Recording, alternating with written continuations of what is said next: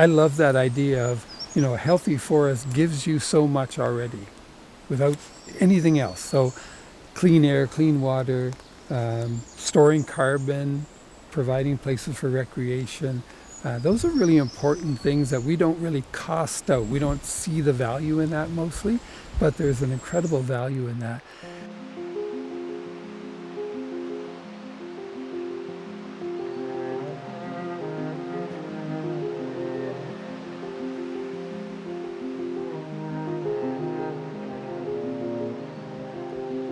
Upland forests in Prince Edward Island used to be fantastic places, both for plants and animals.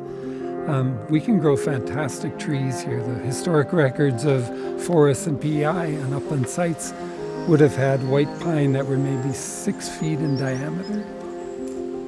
Yellow birch, sugar maple, big fat trees, and a very distinct understory. So lots of other plants besides the major tree species. And that provided habitat for lots of different animals. It wasn't just 1 or 2 species of birds or mammals that were there. There's lots of things going on there.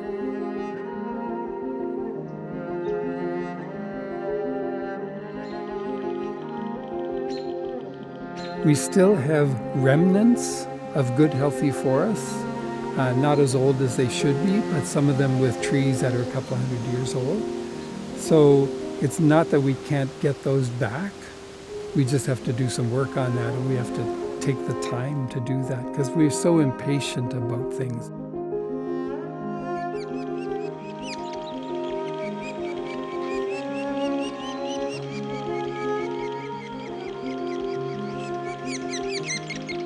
I look at these places as opportunities to do something really interesting, and it really isn't rocket science. I think we worry too much about making mistakes, where if we understand the science around the trees, so we know what conditions they grow well in, we can do great things, because this red oak will produce, let's say, 1,000 acorns this year and every year and year after. And those acorns will grow into trees, whether here or in other places, and they'll start growing acorns, right? And that's what happens. We're putting in seed sources in place so that, again, these yellow birch, this ironwood, this hemlock can start to fulfill the role of nature in healing.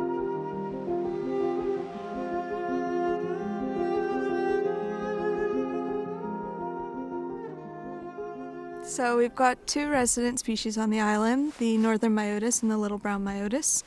The little brown myotis seems like it's recovering a little bit better, while the northern myotis is still quite struggling, and there's some regional biologists that think that they could be regionally extirpated.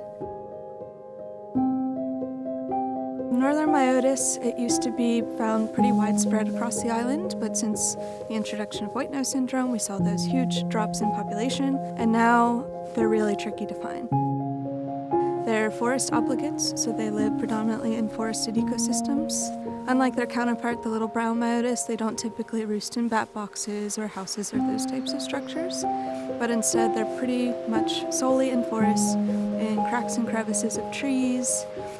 And so their population is what we're really worried about recently, because we don't see them very often.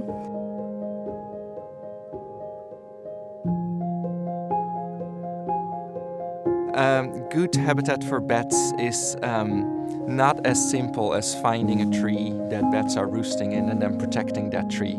I kind of like to compare it to where we live.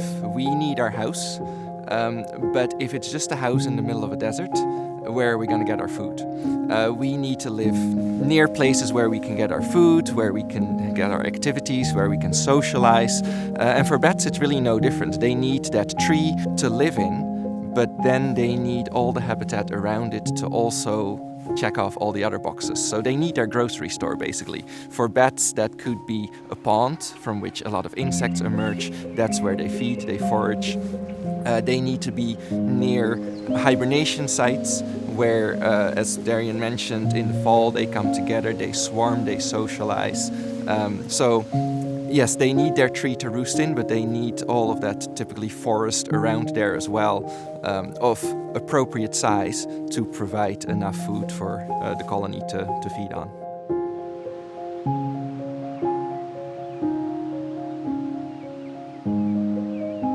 You know, a lot of people don't think of PEI as a forest province, right? When you think of Ontario or British Columbia and some of our other areas.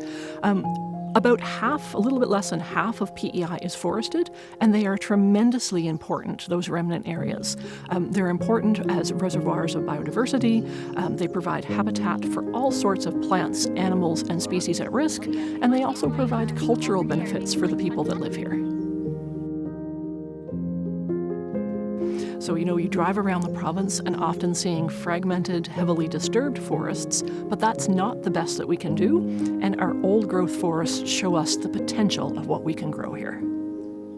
So we've got to start thinking, if our end goal is healthy forests all the time, because we get so much back from that, then it changes all our practices. So it means that we can take the time and the added expense of putting in species that maybe we're not going to harvest. So we're putting in yellow violets, for example, one of the rarest wildflowers on PEI. Not that we're going to harvest it, but it gives us another plant in that ecosystem that something's probably going to use, right? Either eat the seeds or eat the flowers, or just for another plant that covers the soil.